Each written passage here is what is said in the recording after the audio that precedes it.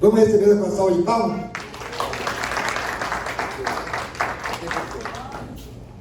Muito obrigada por essas lindas palavras, pastor Silair. É um privilégio estar aqui mais uma vez. Eu agradeço novamente o convite do pastor Ney, do pastor Silair. É sempre para mim um prazer poder compartilhar aqui com vocês algumas novidades neste campo da área de imigração. Então, bem rapidamente um pouquinho sobre mim. Eu sou a Yara Nogueira Morton. Eu já vivo aqui há 31 anos. Eu vivi há 9 anos na Califórnia e vim para cá em 99, aqui na Flórida. Trabalhei num grande escritório e depois abri o meu próprio, inclusive durante a reforma, após a reforma, a última reforma imigratória que houve, quando o ex-presidente Bill Clinton saiu. E a última reforma migratória foi passada, então, em 20 de dezembro de 2000, tá? Então, aí foi quando eu trabalhei num escritório grande. Eu trabalhava na área de negócios internacionais. Foi por acaso, na verdade, que eu caí na área de imigração e aprendi tudo com um grande mentor dentro de um grande escritório e vi a necessidade, me apaixonei com o tema, vi a necessidade que havia na área de imigração, né? Especialmente a necessidade que havia na nossa comunidade brasileira. E aí saí e abri meu próprio escritório em 2001, então advogo nessa área desde 2000, na verdade, advogo nessa área, tá? E meu escritório está em Miami, mas também a gente tem escritório em Orlando. Eu tenho clientes ao redor do país, porque as leis migratórias são federais e se aplicam por igual, independente de onde você esteja, tá? Eu tenho clientes na África, brasileiros que estão lá em Moçambique, eu tenho clientes na Europa, eu tenho clientes no Texas, na Califórnia, no Hawaii, no Brasil, pessoas que eu nunca nem conheci, mas que nos contratam com base em referências e por saber que a gente faz o nosso trabalho com muita seriedade, com muita competência, tá? Então, vamos lá. É fantástico realmente as notícias que eu tenho para dar para vocês, tá? De fato, o presidente Joe Biden, ele cumpriu as promessas dele e logo no primeiro dia, no dia que ele tomou posse, 20 de janeiro de 2021, ele de fato assinou 3 ordens executivas e a principal que ele assinou foi uma ordem executiva eliminando a ordem executiva muito austera e agressiva que o ex-presidente Donald Trump havia passado em junho de 2018. Eu vi o pastor Silair olhando o relógio. Eu queria perguntar, quanto tempo eu tenho? Você tem até 10h30. 10h30, então eu tenho exato 40 minutos. Tá bem. Então, no primeiro dia, ele assinou essa ordem executiva que eliminou a ordem do Trump, de 2018. Por exemplo, vou perguntar para vocês, quantos de vocês conhecem algum brasileiro que chegou nesses últimos 2 anos, 3 anos, e que fez apenas uma mera extensão de visto, de B2 turista, ou talvez tentou um B2 para F1 turista, para estudante F1, e foi negado e logo depois foi colocado em processo de deportação? Alguém ouviu falar? Alguém viu um caso desse? Enfim, como eu trabalho nessa área, né, foi absurdo o número de processos que chegaram para nós. Eu nunca tive um negado. Mas foi absurdo o número de pessoas que vieram até nós após terem tentado uma mera extensão de B2, que eu nunca tive negado em 21 anos, mas as pessoas fizeram talvez com um paralegal, não foi bem feito, não foi bem preparado. De fato, eu costumo dizer que é o barato que sai caro, infelizmente. E as pessoas, logo depois dessa negativa, já foram colocadas em processo de deportação. Isso foi resultado de um memorando que a administração Trump ordenou, né? Porque quando um presidente é eleito, ele, claro, elege o seu gabinete, né? Eu não sei se está correto dizer isso, né? Da cabinet. os 15 cabeças de dos departamentos, né? Assessores, exato. E claro, aí as diretrizes de como aquele governo vai seguir são colocados, né, são dados, e aí memorandos são emitidos, e no caso de imigração, o diretor do DHS, né, emitiu então memorandos dizendo: faça isso, faça aquilo, seja mais agressivo, né? O DHS tem 3 braços. DHS é o Department of Homeland Security, né? Departamento de Segurança da Pátria. E ele tem 3 braços. Um dele é o USCIS, que seria o Departamento de Imigração, quando a gente manda uma petição para pedir uma extensão de B2, uma mudança de B2 para F1, ou o que for, uma mudança de visto, a gente manda aqui para o USCIS, que é a agência do DHS aqui interno, né? O outro braço seria o ICE, né? ICE, Immigration Customs Enforcement, que seria a promotoria pública. Eles são, se alguém aqui já foi numa corte de imigração, eles são aqueles advogados que sentam à minha direita, que são os advogados do governo, entrando com um processo contra o imigrante, por estar ilegal, ou seja o que for. E o terceiro é o CBP, Customs and Border Patrol, que seriam aqueles agentes da fronteira. Quando você entra no país, aqueles agentes, né, são os agentes da fronteira. Então, isso para dizer que a época do Trump foi realmente uma época a gestão dele foi muito austera, muito agressiva, tá? E então, o que eu já posso dizer para vocês é que nós vamos ver uma diminuição significativa na emissão de notificações para comparecer à corte, em colocar as pessoas em ordem de deportação, na apreensão, inspeção, detenção de pessoas, porque não só já foi eliminado esse memorando, existe já agora um memorando novo, uma ordem executiva nova, onde as diretrizes da administração Biden manda seguir diretrizes onde esses três braços que eu descrevi para vocês, os agentes desses braços do DHS são encorajados e devem seguir posturas mais cordiais, mais tolerantes, tá? Existia uma coisa antes do Trump onde a gente conseguia negociar casos com os advogados do governo, sabe? Então, na área de remoção de deportação, o que a gente faz? Nós, advogados de imigração, nós somos advogados de defesa, certo? Defesa, removal defense, não é? Então, a gente tentava negociar, né? Fechar o caso administrativamente ou terminar o caso por completo, né? Era uma coisa chamada prosecutorial discretion. Isso desapareceu durante a época de Trump.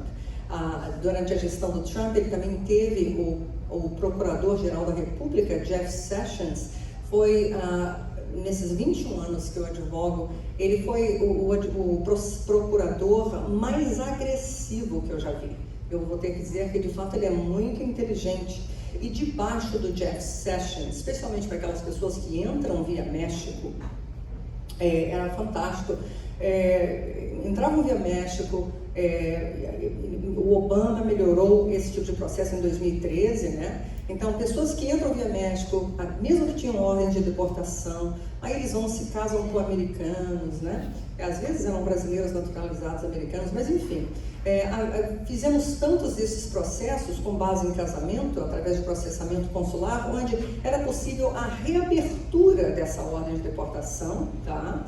E depois do fechamento administrativo, para fins de entrar com pedido de waiver, pedido de perdão, que a gente fazia aqui dentro do país. Então, quantos casais, quantas famílias a gente teve o privilégio de poder ajudar por causa da política que existia na época. Jeff Sessions veio em 2018, escreveu 2 decisões muito agressivas, retirando por completo o poder de juízes de imigração sequer fecharem um processo administrativamente ou terminate, ou terminar, para fins da entrada do waiver, do pedido de perdão.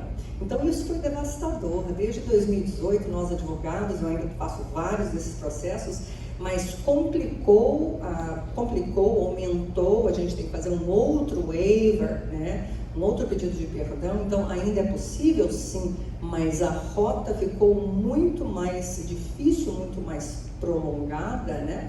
Eu não tenho nada a dizer ainda sobre essa área, tá?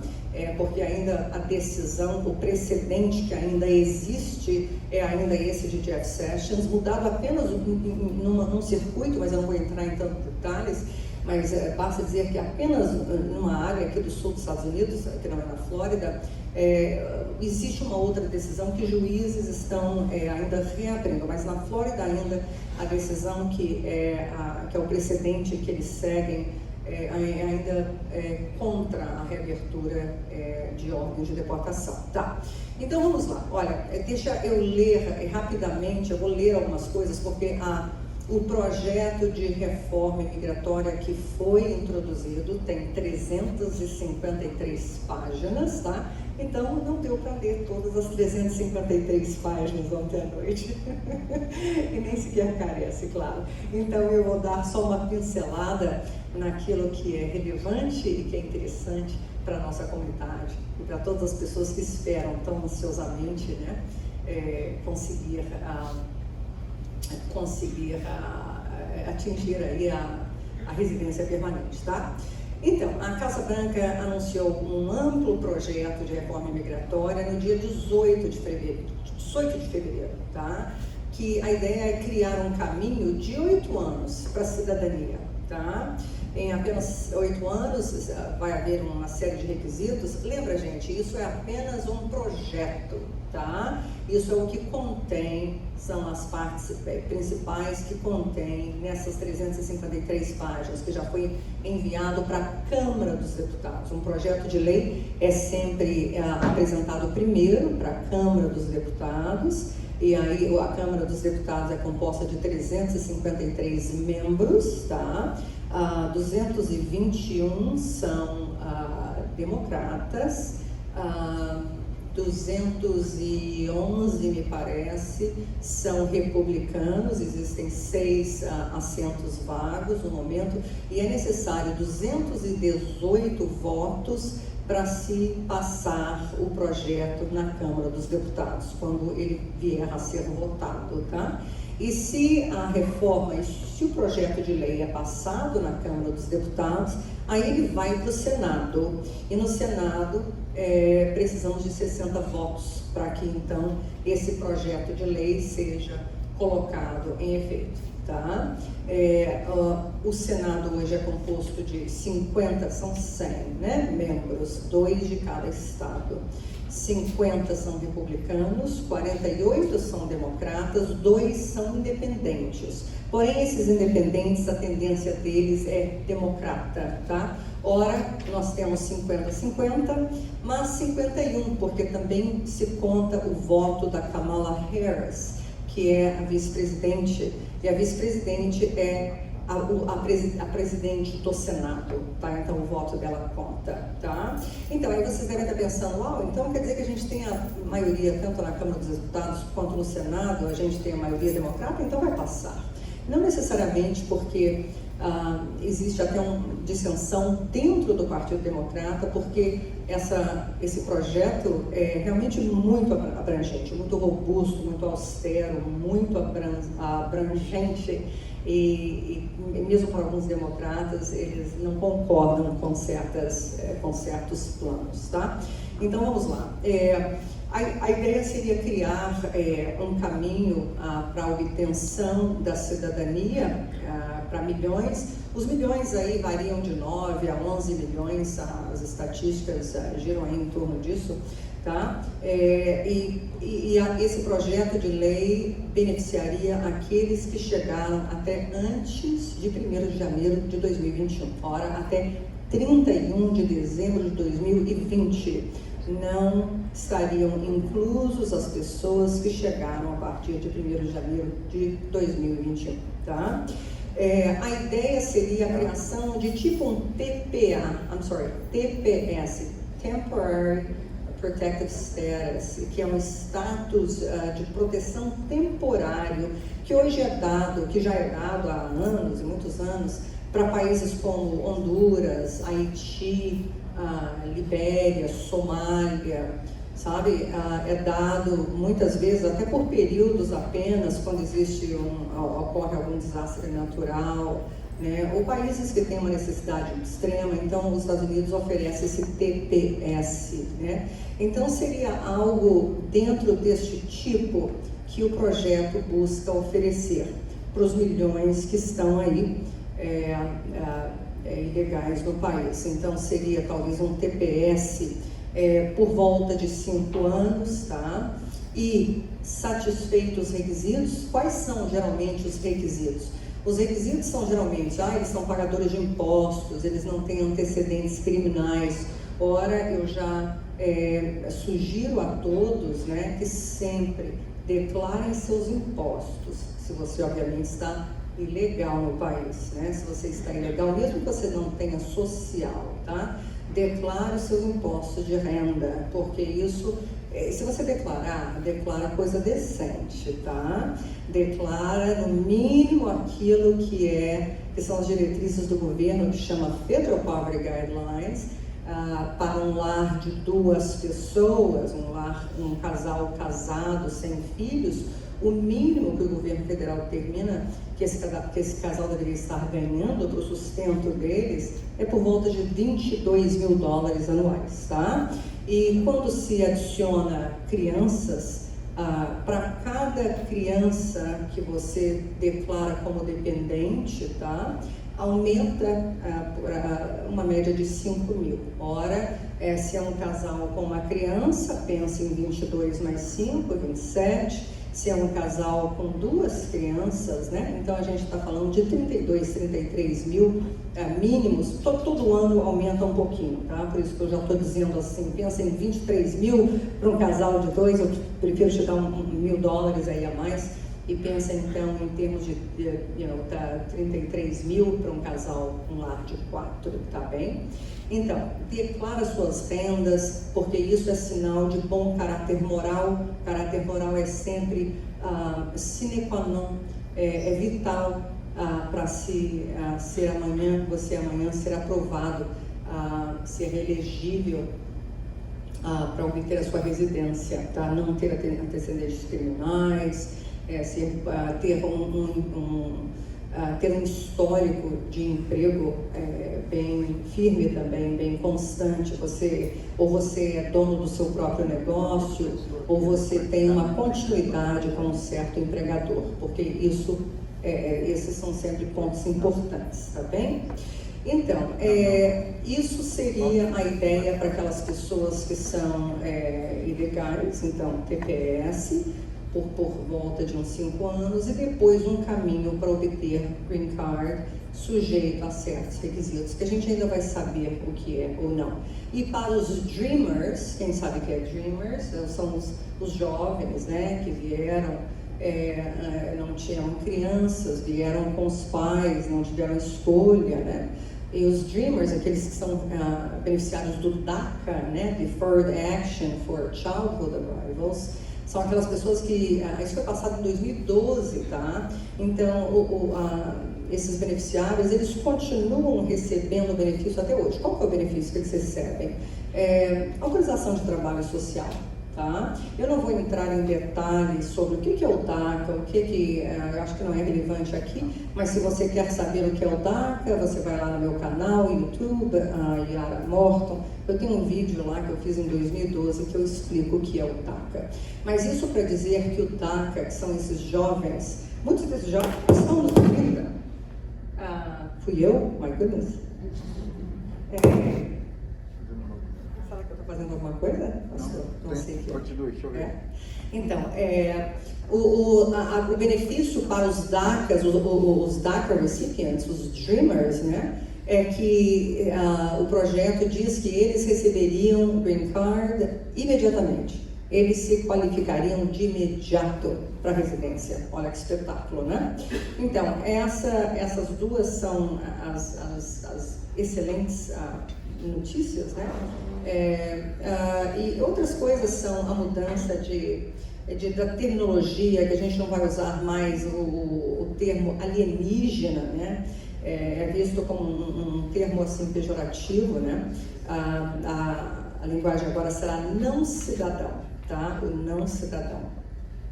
Enfim, a medida, outras propostas incluem investimentos para a contratação de juízes, de imigração, para que haja uma agilidade maior, uma celeridade maior no término, né, no processamento de casos diante da imigração, tá? Lembra também que o Trump ficou na notícia há muito tempo, quando ele parou, ele interrompeu os processos de asilo, especialmente para aquelas pessoas da América Central, né? Lembra que vinham caravanas, teve uma época vindo caravanas de pessoas da América Central, fugindo corrupção, violência, situações muito dramáticas nesses países da América Central, né? Então, ele interrompeu. Lembra a medida mais cruel, que praticamente é uma das coisas, um dos marcos piores dessa gestão Trump? Lembra quando ele separou crianças dos pais? Imagina separar crianças dos pais.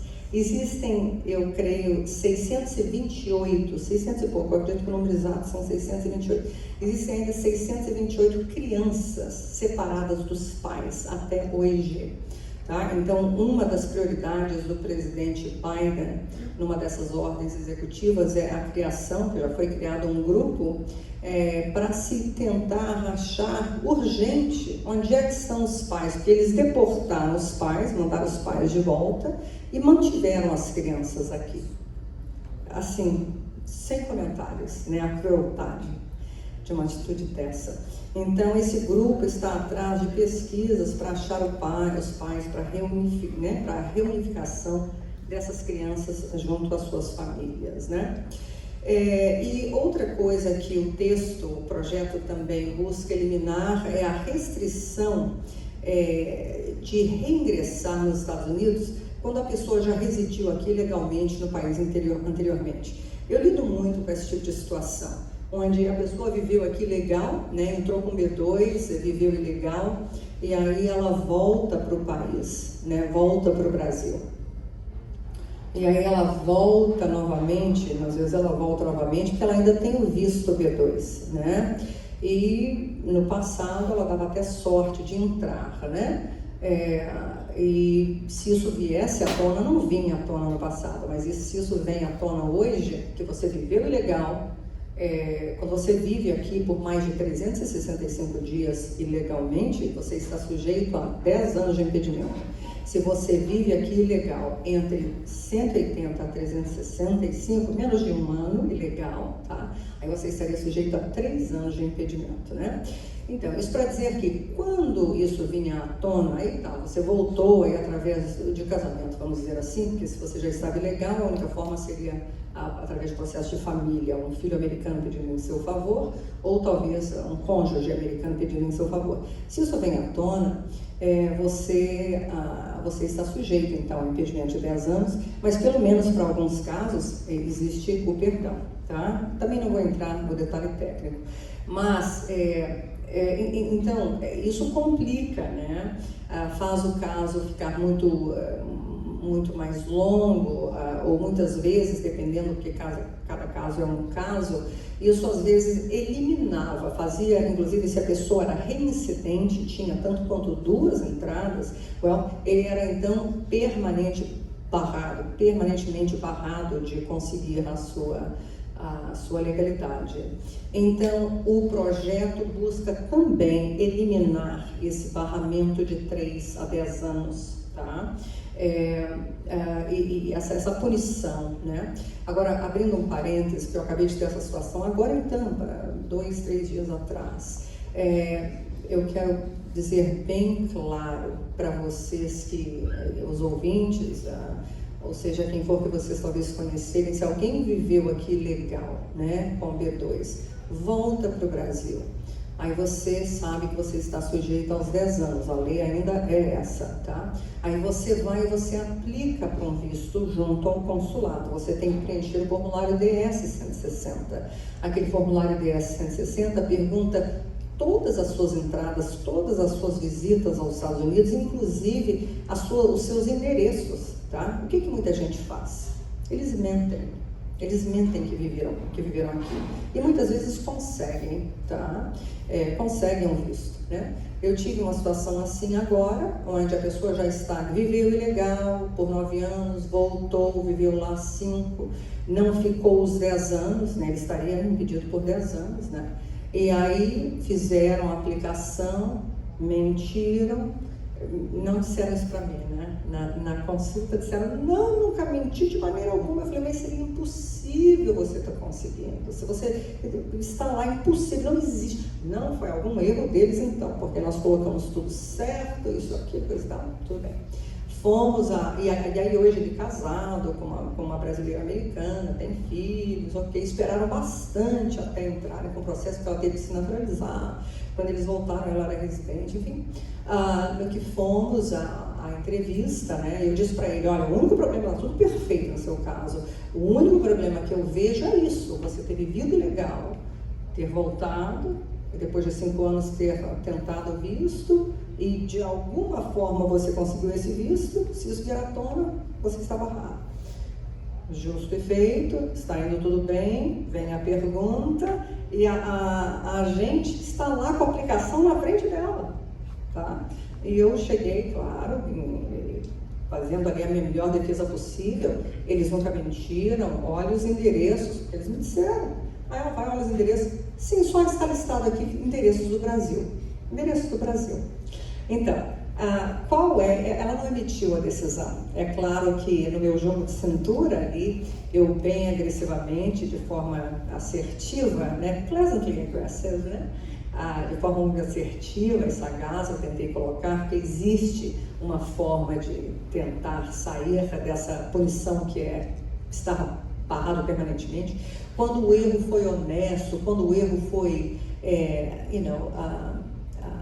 como eu posso dizer em português, um erro inocente, um erro não intencional, me confundi, quando não foi intenção fraudar, tá? Então eu coloquei ali o argumento melhor que eu pude, né? Graças a Deus a gente foi muito simpática em ouvir e colocar ali tudo que eu criei como defesa para eles ali na hora, no momento, porque aquilo me pegou de surpresa, porque aquilo não era a ideia que eles tinham me passado, né? Então, mas saiba que, a não ser que, de fato, algum milagre aconteça, a decisão bem provável será negativa, ele estará permanentemente barrado, tá? Então, jamais, se você vive aqui legal, se você conhece alguém que viveu legal, que está lá no Brasil e que vai preencher o DS-160, você jamais deve mentir no formulário DS-160, tá? Mentir para o Department of State, tá? Que é a Secretaria de Estado, fazer representações falsas e assinar, que você está assinando sob pena de perjúrio, tá? É algo absolutamente intolerável e imperdoável para os cônsules americanos, para o Departamento de Estado, tá? E ora, ele tem um filho que daqui a pouco vai ter 21 anos, então nem através da esposa americana, nem através do filho, ele vai conseguir o green card, tá bem? Então isso é sério, imaginei de adicionar isso aí. Então, vamos lá, vou olhar aqui rapidinho, já disse para vocês então que o presidente Biden, de fato, no dia 20 de janeiro, no seu primeiro dia, ele revogou, através da ordem executiva que ele pôs, a ordem executiva 13768 de 25 de janeiro de 2017 do Trump, que era muito agressiva sobre a proteção de fronteiras, em como executar as leis migratórias, detenção, apreensão, remoção, né? E aí,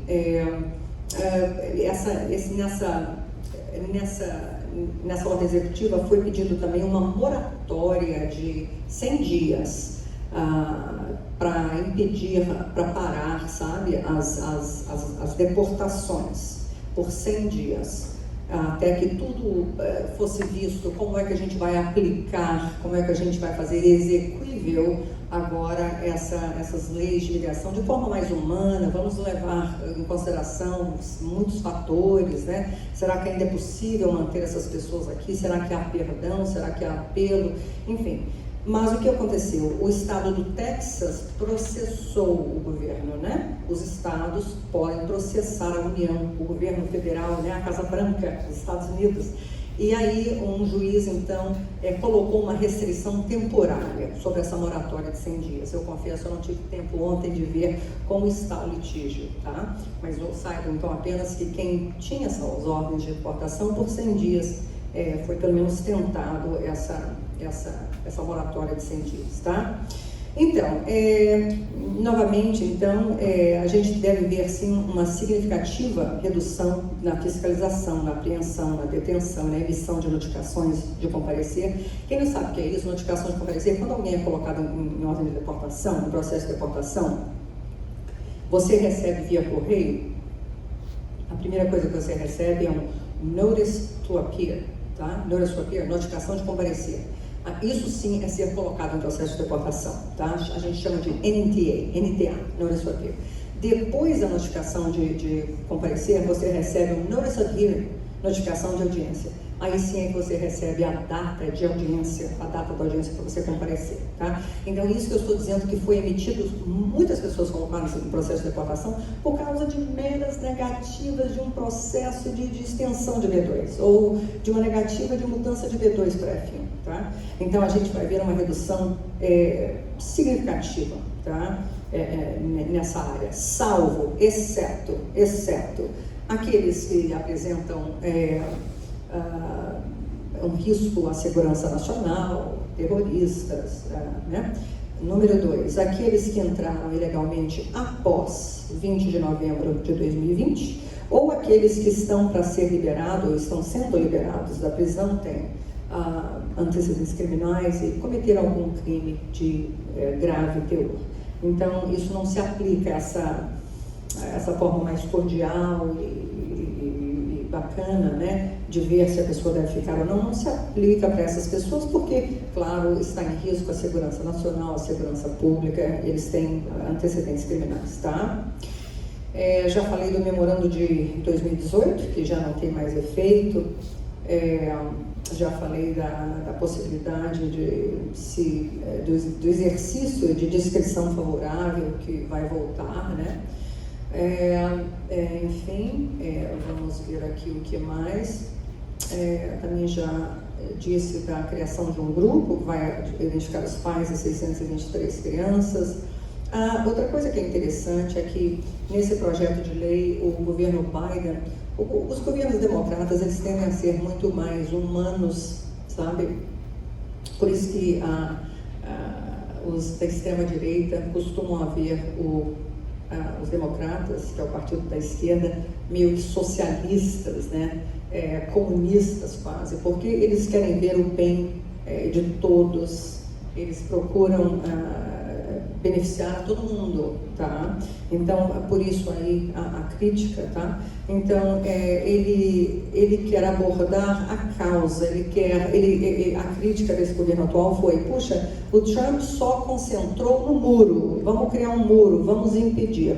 Por que não olhar a causa, a raiz do problema? Por quê? Por que imigrantes, por que tem um fluxo tão grande de imigrantes, especialmente provenientes da América Central, né? Então, ele vai buscar também investir nesses países e tentar ajudá-los lá para que diminua essa quantidade de pessoas vindo para cá, né?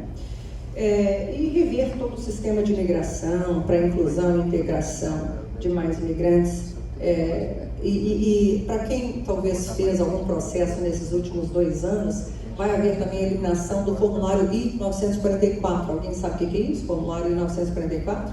O formulário I-944 foi um formulário que entrou em vigor em 2019 e nos dá um trabalho imenso, porque você tem que... é o Public Charge Form. O governo não quer, o governo quer saber todas as suas dívidas, todos os seus bens. Isso foi isso foi implementado na gestão Trump, tá? Isso nunca existia.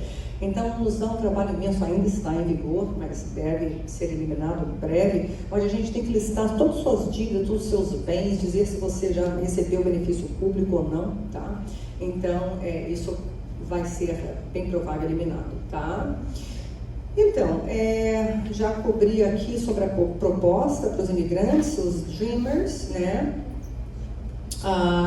Então, a proposta restaura também o sistema com foco na unificação familiar, quer eliminar os impedimentos de 3 e 10 anos. A proposta bane a proibição com base em discriminação por causa de religião, porque vocês vão lembrar que o Trump colocou um ban, um impedimento, especialmente para países de muçulmanos, tá? E a lei também proverá verba para governos locais e estaduais, para organizações privadas, instituições educacionais ou instituições sem fins lucrativos, com o fim de expansão de programas para promoção da integração dos imigrantes, oferecendo classes de inglês, entre outros, tá?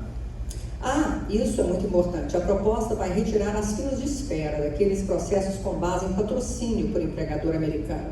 Isso já tinha melhorado, gente. Desde os últimos 2 anos do Obama, a economia começou a ficar muito melhor. E tenha sido Trump cruel ou não, a economia estava bombando, né? Estava indo muito bem. O desemprego era o menor desde 50 anos atrás. E o país cresceu a um número maior do que o que ele próprio tinha dito que ele faria para o país crescer. Aí depois disso veio a pandemia e aí causou, né, dispensa dizer o que a pandemia causou e tem causado. Curiosamente, não houve fila, não mudou as filas nos processos de EB3. EB3, o tempo aqui é muito curto para eu poder explicar tudo para vocês, mas basta dizer que nesses últimos 4 anos, puxa vida, fizemos tanto processos de se a pessoa estava legal, você tem que estar legal no país, tá? E você achou um patrocinador para te dando um trabalho de babá. Eu tive tantas jovens que tinham formadas às vezes no Brasil já e tinha uma família que queria patrociná-las como babá. Já conseguiu o green card para famílias, tem vários processos pendentes agora. Claro que você tem que se manter legal no país, tá? Você tem que ter um empregador qualificado que tenha condição de pagar seus salários. E você tem que estar legal. E geralmente você está com B2 e pedir um F1, que isso é um processo que leva mais de 1 ano, às vezes até 2 anos, até a gente chegar no momento de entrar com a petição de green card, tá? Então, isso já era bom. E isso, então, na proposta, ele ainda enfatiza que vai retirar as filas de espera, aqueles processos com base em patrocínio por empregador americano. Aqueles processos de certificação de trabalho, chama processo de certificação de trabalho, tá? Mas você só pode se beneficiar se você está legal no país. Para quem já caiu na legalidade, gente, isso você depende dessa reforma imigratória, tá bem? E a proposta facilitará também a questão de green card através desses processos que se graduaram já em universidades americanas nas áreas de STEM, que é ciência, tecnologia, engenharia, matemática, tá? Porque o país tem interesse em trazer graduados justo nessa área, tá? Claro, sempre, eu estou dizendo, essas pessoas têm que estar legais, tá? Se a pessoa está ilegal, é só a reforma imigratória. Ou um processo de casamento legítimo, claro, com um cônjuge americano, um filho americano de 21 que peticiona por você. Enquanto eu estou falando isso, eu abro parênteses e cubro outras coisas, né? Porque o tempo é limitado. E facilita também o acesso aos green cards para trabalhadores em setores como esses que eu te falei, de salários mais modestos, né? Que seriam trabalhadores domésticos, tá? Então, isso aqui eu já cobri. Ok. Então, quantos minutos que eu tenho? Eu tenho nada mais que 5 minutos. Qual é a ideia? A ideia é você abrir agora para uns 10 minutos de pergunta. Posso. Porque aí tira as dúvidas de quem está aqui. Vamos fazer isso. Você faz um bate-volta, né? Vamos lá. Vamos abrir. E depois dessas perguntas, eu vim aqui para falar de imigração, mas aí eu queria simplesmente oferecer alguns conselhos fora da área de imigração. Tem uma pergunta. Sim. Minha filha foi deportada em 2006. Já se fazem 15 anos. Certo? A minha filha conseguiu um visto de estudante, tentou 3 vezes e foi negado. Ela e o marido dela. Eu queria saber qual é a justificativa disso. Well, a filha recebeu a negativa, mas a filha estava legal quando ela pediu o visto de estudante? No Brasil. Ah, no Brasil. O visto de estudante, eles têm poder, autoridade de inscrição, sabe? Se eles veem que a idade é uma idade que, assim, se ela não tem muitos laços com o Brasil, tá? Geralmente é isso, é falta de laços, é a idade. No formulário, certamente, ela falou que ela tem a mãe aqui. Então, eles já assumem que ela está vindo para ficar ilegal. Pois é. Isso aí, lamentavelmente, é impossível a gente reverter. Eles têm, de fato, poder, autoridade, discrição de conceder ou negar. E a justificativa é falta de laços e a sua presença aqui, lamentavelmente. Sim. A mãe dela mora no Brasil, já teve aqui por muitos anos, mas agora está lá. Ela quer saber se ela pode legalizar a mãe dela, mesmo ela estando no Brasil, ou ela tem que vir para cá? Não, se a mãe não está sujeita a nenhum impedimento de 10 anos, se a mãe viveu ilegal, tem que ter, a mãe que está no Brasil, tem que esperar os 10 anos passar. Já passaram, né? Então tá, e a sua esposa, eu assumo, é americana, é naturalizada americana. Sim, basta fazer um processo consular, tá? Manda um e-mail para o meu escritório, a gente manda um informativo que explica todo o processo. 2 perguntas. Uma, a pessoa tem o green card e resolveu votar nas eleições americanas. Ah, acabou. Aí ela votou e agora não está conseguindo a cidadania. Permanentemente barrado. Permanentemente barrado. Tá? Existe, lamentavelmente, falhas que são imperdoáveis. É a sua sentença, a sua death sentence, lamentavelmente. Porque se você votou, é porque você escreveu num formulário que você era americano. Então, clamar que você é americano, acabou. Tá? Imperdoável. Não existe perdão, não existe waiver para tal. Não existe waiver quando você mente no formulário, por isso que eu gastei tempo explicando. E quem votou em qualquer eleição, seja local, estadual, federal, imperdoável. Segunda pergunta. Ele é cidadão americano, nasceu aqui. Não o que votou, claro. Não. E ela é outro caso. Sim. E ela é brasileira, mas ele não aplicou para ela ainda. Ok? Então, Ela entrou como? São casados. Entrou Sim. com visto, normal. Basta ele aplicar. Ok, mas agora ela vai ter bebê. Ok. Se ela resolver pegar ajuda do governo, tem problema? Eu diria que o I-944 busca saber se ele peticionar por ela agora, tá? A gente tem que, essas perguntas têm que ser respondidas, né? Eu nunca vi ainda, em 21 anos, qual é o processo, porque eu nunca tive uma situação onde a pessoa recebeu a ajuda do governo, e aí o que vai acontecer? Você vai ser impedido? Certamente o Biden quer evitar justamente essa proibição. Mas no pior das hipóteses, eu diria, ela tem que falar a verdade, se ela receber, ela vai ter que ressarcir o governo. Mas o que eu recomendo? Eu recomendo que ela não peça, tá? Porque ela não é residente, né? Agora, a criança, o bebê, uma vez que o bebê nasce, o bebê precisa de tratamento ou o que for, aí o bebê é americano. Mas ela não deveria receber a ajuda do governo porque ela não é residente, né? Se o marido já tivesse pedido, se ela fosse residente, é outra coisa, né? Tá bem? A minha filha está no DACA. E a possibilidade dessa lei passar, se a possibilidade dessa lei passar, os pais poderiam ter algum benefício? Exato. Então, como eu expliquei, o projeto de lei oferece quase que automático ela obter o green card, e para você não seria através dela, tá? Seria a outra forma, que é tipo um TPS, tá? Um status temporário de proteção por 5 anos, e depois a possibilidade, satisfeitos os requisitos, você chegar até o green card. Você não queria você de Camila? Ah, tá. Ok, alguém mais? Ok. Para quem já está fora do status, vai ter alguma facilidade ou oportunidade de tirar visto de trabalho aqui? Well, possibilidade de ficar legal?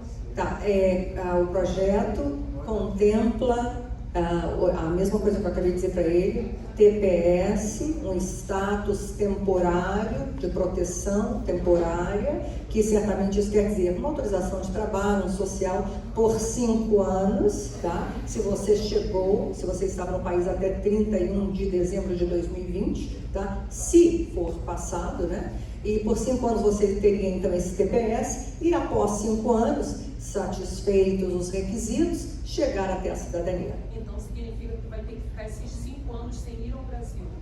Não tem. Aí é especulação. Aí eu não tenho como especular. Tá? Bem provável, talvez haja não só a autorização de trabalho, mas talvez a possibilidade de um advance parole. Advance parole é a autorização de viagem, mas aí a gente está indo muito além. Vamos esperar até ver o que é passado, o que é aprovado. Obrigada. Alguém mais? Eu, como deficiente, eu teria alguma oportunidade? Você cairia debaixo do mesmo TPS, a mesma coisa, tá bem? Tem que entrar com o processo, Como vai ser, como serão as diretrizes, o formulário, quando, a gente tem que esperar, gente, até ser aprovado, tá bem? 10h32, eu posso fechar com 2, 3 minutos? Pode. Sim? Tá bem. Então, gente, agora... sim. Como estudante, eu tenho Desculpa. F1, e a minha esposa é F2. Ok. Só que eu morava em outro estado, eu vim pra cá. Ok. E a escola, cancelou meu contrato com eles, né? Tem um prazo também. Geralmente você tem um prazo aí bem rápido, 30, 60 dias, vai atrás, não perde isso, tá? Aí você tem que ver com a escola, você tem que ver com as escolas, uma outra escola que te conceda um I-20, tá? Para fazer essa transferência. Não perde, porque estar com F1 e F2 é excelente, é o melhor risco que você pode ter para você, que você continua estudando, você permanece legal no país e quem sabe um de vocês acha um empregador para poder patrocinar, como esses vários processos que eu estou dizendo que eu tenho conseguido, que nunca existiu assim um tempo como babá. A fila de espera era 7 anos. Foi a partir dos últimos 2 anos do governo de Obama e durante o processo do Trump que todas as categorias para trabalhos simples, existe uma coisa chamada skilled worker, que é 2 anos, a pessoa tem que ter 2 anos de experiência, e o other workers, que é para trabalhos assim, assistentes domésticos, housekeeper, assistentes domésticos, babá, housekeeper. Eu tenho feito esses processos e as pessoas já estão esperando seus green cards, outras já receberam seus green cards, tá vendo? Então, veja isso com a escola e não perca tempo. Gente, eu acho que o tempo, por mim eu ficaria, mas eu sei que o tempo está acabando. Quer fechar? Eu posso fechar com, ok? Então, olha, eu vim aqui para falar de imigração, mas como eu já vivo aqui há 30 anos, né, não vai pensar, 31 anos, não vai pensar com isso, que, puxa, essa advogada deve estar na casa dos 40 ou 50, né? Claro que não, eu vim para cá, eu já era fluente, mas eu era fluente em inglês já, mas eu tinha 3 anos de idade. O pastor Silaí me conhece, sabe? O bom é que quando a gente mente na igreja, né, a graça de Deus, a graça, o perdão é pleno. Gente, vamos lá então. Então, com base nesse, como compatriota, como amiga, como mulher, como mãe, eu quero apenas, e tudo que eu já observei nesses minhas décadas de vida aqui, e também como advogada, eu quero apenas deixar alguns conselhos para vocês, tá? Com a melhor intenção possível. Aprenda inglês, se adapte, se integre na cultura americana, pois a gente costuma discriminar aquilo que é diferente. Ora, seja atento e sensível a tudo e a todos ao seu redor, porque nós é que migramos para a terra deles, né? Então, é muito importante se aclimatar, né, ao ambiente americano, né? Especialmente agora, quando o ex-presidente incentivou, liderou uma insurreição no Capitólio, né, contra o presidente Biden, que tinha absolutamente, corretamente e justamente ganho as eleições, né? Então vocês viram aquilo, olha, como eu tenho mais tempo no Brasil aqui do que no Brasil, então aquilo para mim foi um horror, eu não conseguia parar de assistir a televisão, porque aquilo, a democracia americana é o exemplo para o mundo Eu nunca imaginei na minha história, eu como advogada e gostando muito de história, eu nunca imaginei ver aquilo jamais, né? Então aquilo realmente assim, chocante. Então o que eu estou querendo dizer é que ele despertou muito desses, o que a gente chama de ugly Americans, o americano feio, xenofóbico, né? Então muito cuidado, né? Porque tem muitos deles aí, por aí, então cuidado, né? Eu acho que a gente ainda está nos tempos de normalização, de reestabilização do país como ele era antes, né? É um país que sempre foi de braços abertos, acolhidos, né? Eu sou bastante viajada, eu sempre disse, puxa, como os americanos são tolerantes, como os americanos são polidos, educados, né? A gente veio a ver os americanos feios, foi nessa última gestão, não é? Enfim, aos pais de adolescentes, eu quero dizer para vocês, muita atenção com seus filhos. Fica atento com seus filhos. Se você trouxe os seus filhos do Brasil, né? É dramático para eles, né? Ser inserido. Olha lá, meu cliente, tanto tempo que eu não vejo. Então, é muito importante você estar muito atento aos seus filhos, porque eles estão sendo reintegrados numa outra cultura, né? Muitos, a reintegração é muito fácil, né? Para outros pode apresentar certos problemas que as crianças não estão deixando transparecer, mas eles podem estar sendo afetados. Outra coisa, não fica lamuriando ou amedrontando as crianças. A criança vai ouvir aquilo, pode não dizer nada, mas aquilo pode trazer um trauma, pode afetar muito a criança, sabe? Então, assim, muita presença física, muito amor, ternura, companheirismo, compreensão. Se você suspeita que algo esteja errado com suas crianças, não seja bravo, duro, severo, pois o tiro pode sair pela culatra, tá? Então, criança e adolescente precisa de muita atenção, amor, diretrizes, mas dada com amor, tá? Incentiva muito exercício físico, esportes, instrumento, música, mantenha-os ocupados. E esse é um país que esse país é formidável porque eles estão atrás do brilhantismo. Uma criança que se dá bem em esportes, né, que se destaca em esporte, ele pode conseguir uma bolsa de estudos para grandes universidades, tá?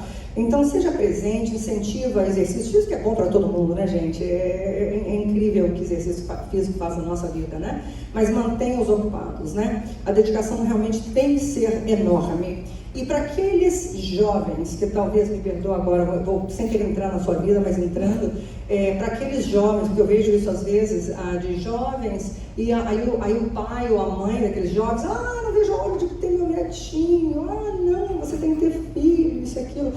Quando seu pai e sua mãe falarem isso, fala com eles, olha mãe, vai arrumar um emprego de babysitter, vai trabalhar no Child Care Center para fazer essa vontade de ser vovô e vovó passar por agora, né? Porque, sinceramente, procriação, na minha opinião, é a decisão mais importante, de maior impacto que um ser humano pode fazer, né? Você já percebeu que para se comprar tabaco existe uma restrição de idade, para se dirigir um carro a restrição de idade, para se votar a restrição de idade, para comprar armas, que é relativamente fácil nesse país, é um escândalo, porém existe também lá, você tem que fazer lá um background check, né? No entanto, a decisão de maior impacto na vida, pelo menos é assim, eu penso muito nas coisas, eu penso, puxa, não existe restrição alguma, que é procriar, né? Porque aquele bebê que você está trazendo, ele não teve voz, ninguém falou por ele, é você que está fazendo a decisão de trazê-lo. E quem vai sofrer se você não é um pai apto, um pai e mãe apto, com a condição de dar o tempo, de dedicar, com os recursos adequados, é aquela criança. Então pensa muito antes de trazer um ser a esse mundo, tá? Eu falo isso com amor, eu não quero... eu acho, inclusive, que essa é uma mensagem que tem que ser dada, porque procriação irresponsável, eu acredito que todo mundo aqui vai concordar, é horrível, né? Procriação irresponsável, quem sofre? A criança sofre, os pais sofrem, a sociedade sofre em geral, o governo paga por tudo também, não é? Então, e para terminar, eu vou dizer para vocês o seguinte: vocês já têm aqui pastores maravilhosos que sabem muito bem como conduzir seus rebanhos, e eu não sou pastor, eu não vim aqui para pregar, né? Mas como eu tenho a formação evangélica, eu vou dizer só um versículo que muito me inspira, e que é um que eu gosto muito de sempre manter na minha mente, é Filipenses 4:8. Eu quero dizer um versículo e depois vou acabar com apenas um conceito filosófico que também inspira muito a minha vida e eu espero que possa inspirar a tua, tá? Então, Filipenses 4:8. Finalmente, irmãos, tudo que for verdadeiro, tudo que for nobre, tudo que for correto, tudo que for puro, tudo que for amável, tudo o que for de boa fama, se houver algo de excelente ou digno de louvor, pensem nessas coisas. E aqui vai o conceito filosófico que muito me inspira, e eu sei essa frase, e eu não estou dizendo ela toda, mas eu repito ela em inglês sempre na minha cabeça, porque para mim tem um valor assim impagável. Nós somos o que nós pensamos. Tudo o que nós somos nasce com os nossos pensamentos. Com os nossos pensamentos, nós criamos o nosso mundo. Pense ou haja com a mente ou intenção má, negativa ou impura, e problemas lhe sobrevirão.